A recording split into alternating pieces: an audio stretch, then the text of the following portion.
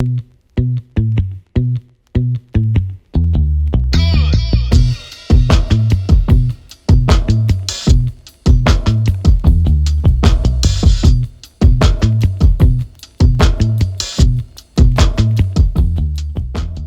you all doing, guys? Welcome back to Retro Dodo. Finally, I know I'm a bit late to the party, but I have my hands on the ODROID Go Super. Hardkernel were nice enough to send out this product to review, and I have it in.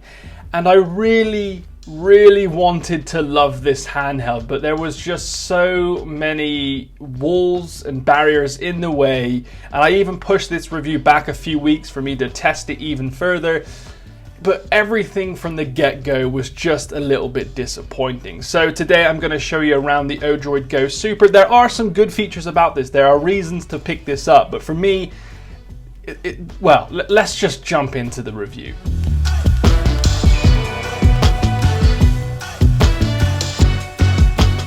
Now, first off, thank you to Hardkernel for sending this out.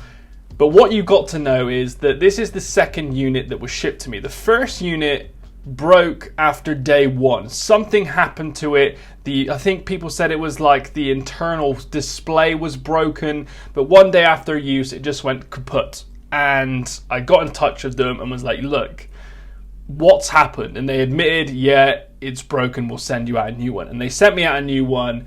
And first of all, I want to take you over the packaging, right? Because this is the packaging that it comes in. And no joke, this was packaged in a bag from Korea with no padding. This was in a bag and it was shipped to me. And same with the other unit, the packaging was damaged, almost like it was kicked down a flight of stairs or something. And I was like, maybe that's the reason the first one broke. And I was like, surely they can't do that again with the second. And again, it came in a bag shipped from the other side of the country, and the packaging, as you can see here, was damaged. And I was like, okay, here we go. Here's another broken ODROID Go Super, but it worked, and this is what you get. The packaging's super simple. You get your micro USB, your USB-C charging cable, and the ODROID Go Super here. Now, straight off the bat, you can see I have the transparent one, and in all honesty, I'm really liking the look of it. It is a nice size handheld. If I put that down and pull over my Nintendo Switch Lite, you can see that it's a very similar size. Admittedly, the D-pad and the analog sticks are switched around on the left-hand side, but it's a nice looking handheld and it's a very nice size as well. I can pull over the RG351M for you to take a look, and I can put that next to the Retroid Pocket 2 there, so you get an idea. Like, what I like about Hardkernel is that they're willing to take risks. They were the first handheld on the market to use the new Rockchip RK3326 chip, which made it very powerful and allowed you to emulate N64. And now they're one of the first to basically add a new screen. So let's take a look. Let's power it on, and I'll take you around the aesthetics of this device. I'll do a little zoom.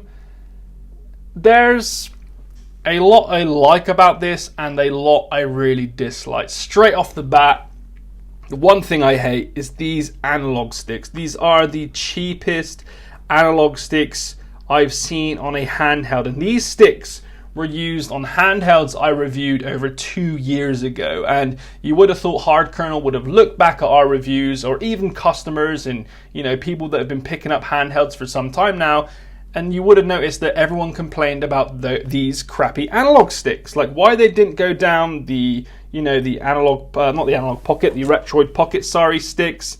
These are affordable now and they're easy to get hold of.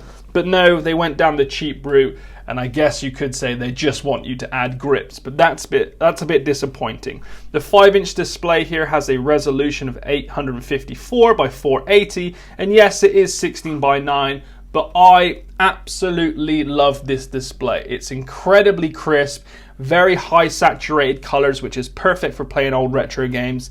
It's just a pleasant display to have on such a nice device.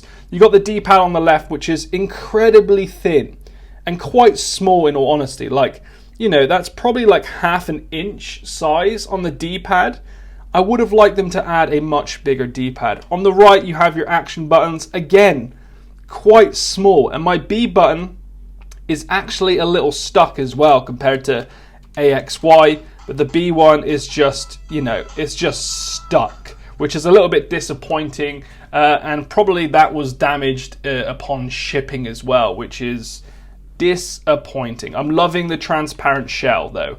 They've done a cracking job there. Now if we go onto the top, this is where your buttons and your shoulder buttons are, and again, this may seem like I'm, you know, hating on the product, but the analogs, the shoulder buttons are very average. There's nothing special about it. They're very mechanical. There's not much feedback. You get a click and that's about it. And you don't really need to press much, which is quite nice, but they're just very, very basic shoulder buttons. You've got your power on button, you know, your ports, USB, USB-C, your volume. The volume controls are actually really well placed. I like that they're at the top in the middle there. Very well placed, I like that. At the bottom, you've got your SD card slot. And what's good about this is that if you want to add a Wi-Fi dongle for faster Wi-Fi or Wi-Fi, you can add it into the USB port there. And on the back, because it's transparent, you can have a look at the internals, which is quite nice. I prefer the transparent look over the actual grey color that they've gone for. And overall, like the handheld shell they've used, the quality of it is quite nice. It's not super premium, but like the weight distribution's really, really nice, and it just feels like a very sturdy handheld, which is a lot different compared to the ODROID Go Advance, which if you've watched our review, I wasn't very happy with the build quality. But the shell used on this just feels a lot sturdier and a lot better built handheld than the original ODROID Go Advance, in my personal opinion. Like, it's got this curved shell and just fits nicely in the hand, which I like. So what I'm going to do now is actually dive into some of the gameplay. So this is an old chip. It's using the old RK3326 chip, which I've reviewed a ton of times. And like the Retroid Pocket and the RG351P and M, it's the same chip, which means it can kind of emulate the same stuff. And if you're new to handhelds, the ODROID Go Super here will need some tinkering. Like, it doesn't come with an SD card, so you need to learn how to flash your own OS onto it, install your own ROMs, etc. Like, this doesn't come preloaded at all. It's a very kind of, it's not a DIY project, but you need to learn the basics of emulation and how to flash onto an SD card your OS and firmware. So take that into consideration. This is not a pick up and play handheld. You will need some basic knowledge. So with that said, let's jump into some gameplay.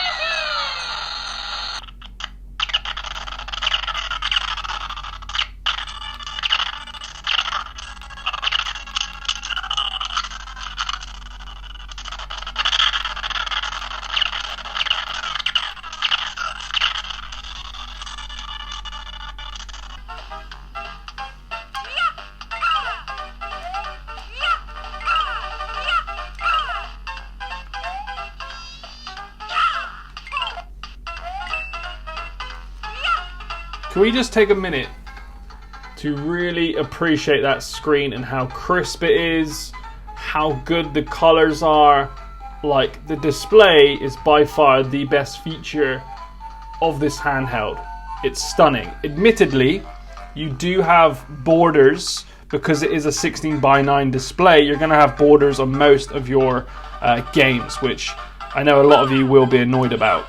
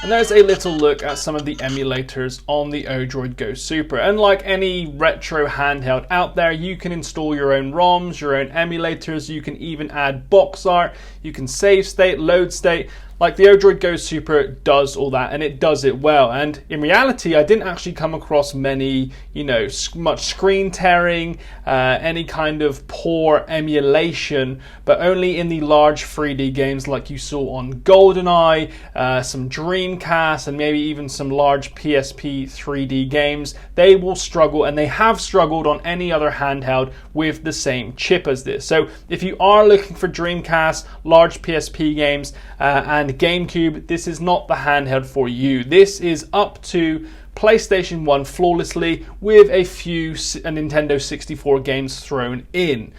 That is what the ODROID Go Super can do.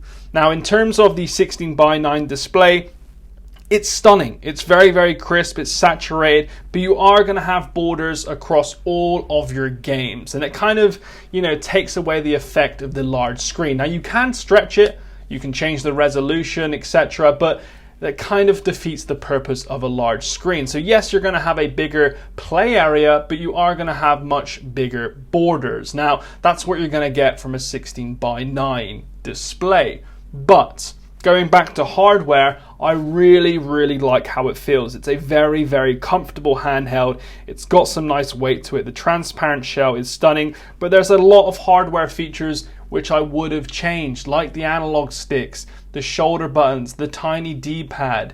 Those are the things that people care about, and they extend the gameplay lifetime by a considerable amount when it's even more comfortable. So I really do think they missed the bullet there on, changing up the shoulder buttons and the analog sticks, because adding that would have made this handheld a competitor to, the likes of the RG351P. And because it is somewhat affordable at $80, people kind of get reeled in. But you have to remember that you are also paying for shipping, which pushes it towards the $100 price tag, and then it's becoming more expensive than the Retroid Pocket 2 and near about the same price as the RG351P, which this just doesn't compete with, in all honesty. The ODROID Go Super is for those that know what they're doing in the emulation space, want a much bigger screen, but don't mind the lower build quality. So that's where I'm at with the ODROID Go Super. Don't get me wrong, it's a great handheld. The display is stunning, it's comfortable, it feels good. But the small features on the hardware, like the very low quality analog stick and the shoulder buttons, really does knock it down a peg or two. And when you're spending $100 on a handheld, you want things to feel good. So there you have it. If you want even more information on the ODROID Go Super, there will be a written review on our website coming up in the next few days. And as per usual, thanks for watching. It means a lot, and I'll see you in the next video. Peace.